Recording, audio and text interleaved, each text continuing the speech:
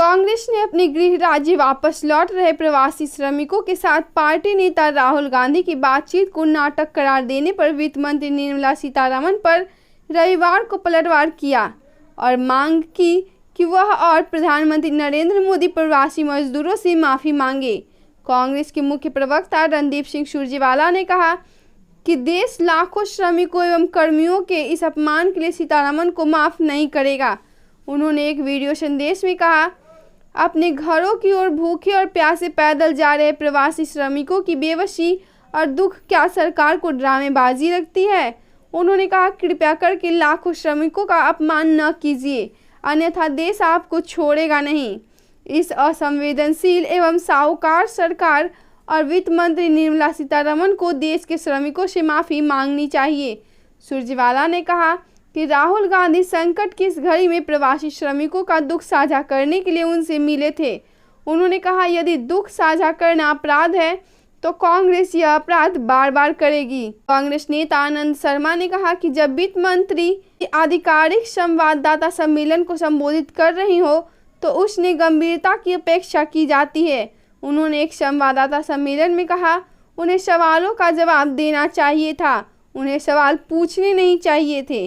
कांग्रेस अध्यक्ष सोनिया गांधी को निर्मला सीतारमण से यह सीखने की आवश्यकता नहीं है कि उन्हें कैसा आचरण रखना है, क्या जवाब देना है, न ही यह जानने की जरूरत है कि कांग्रेस पार्टी में प्रवासी श्रमिकों के दुखों के प्रति कितनी करुणा है।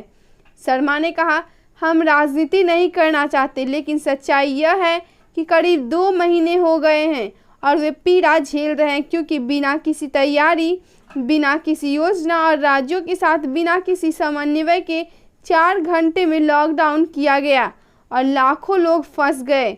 उन्होंने कहा कि सरकार को इन श्रमिकों से माफ़ी मांगनी चाहिए।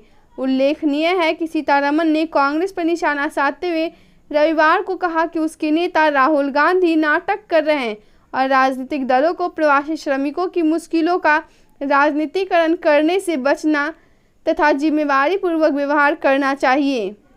कांग्रेस ने वित्त मंत्री निर्मला सीतारमण के बयान पर तीखी प्रतिक्रिया जताई है। पार्टी प्रवक्ता रणदीप सिंह सुरजेवाला ने प्रधानमंत्री नरेंद्र मोदी और वित्त मंत्री निर्मला सीतारमण को संबोधित ट्वीट में कहा कि राहत के मलहम की बजाय घाव पर नमक छिड़कना बंद करें। ये मजदूर हैं, मजबूर नहीं। अगर मजदूरों का दर्द बांटना अपराध है तो हम करेंगे। मजदूर की बेबसी आपको ड्रामेबाज लगती है। नंगे पाँव में पड़े सैकड़ों छाले ड्रामेबाजी दिखती है। भूखे प्यासे चलते जाने की व्यथा ड्रामेबाजी है।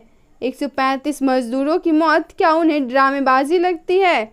सुरजेवाला ने कहा, सरकार ने मजदूरों का घोर अपमान किया है। संवेदनहीन सरकार मजदूरों से माफ़ी मांगे। उनका कहना है कि राहुल गांधी उनका दर्द बांटने गए थे। अंधी बहरी सरकार को जगाना अपराध है तो हम करेंगे। उन्होंने कहा, ड्रामेबाजी वो थी जब मोदी जी ने वोट लेने के लिए मजदूरों के पांव धोने का श्वांग किया था। ड्रामेबाजी वह थी जब हवाई चप्पल पहनने वाले व्यक्ति को हवाई जहाज में बिठाने का वादा कर सत्ता हासिल की थी। देश का मेहनतकश आपको कभी माफ़ नहीं करेगा। केंद्र की ओर से घोषित उपाय भारत की सकल घरेलू उत्पाद का केवल 1.6% है, जो 3.22 लाख करोड़ रुपए है, लेकिन प्रधानमंत्री ने 20 लाख करोड़ रुपए का दावा किया था। प्रधानमंत्री नरेंद्र मोदी को कथनी और करनी एक समान रखनी चाहिए। कर्ज की जो घोषणाएं वित्त मंत्री ने की है उनको प्रोत्साहन पैकेज नहीं कह सकते। छोटे और मध्यम उपक्रमों और गरीबों के हाथों में पैसे देने की घोषणा की जानी चाहिए ताकि अर्थव्यवस्था में फिर से नई जान आ सके। यूपी के हर बॉर्डर पर बहुत मजदूर मौजूद है। वे धूप में पैदल चल रहे हैं। आज वे घंटों खड़े रखे जा रहे हैं। उन्हें अंदर आने नहीं दिया जा रहा। उनके पास पिछले 50 दिनों से कोई काम नहीं है। जीविका ठप है। मजदूरों को घर भिजवाने के लिए कोरी घोषणाएं और ओछी राजनीति से काम नहीं चलेगा। इनके लिए ज़्यादा ट्रेनें और बसें चलाइए। हमने 1000 बसों की अनुमति मांगी, हमें सेवा करने दीजिए।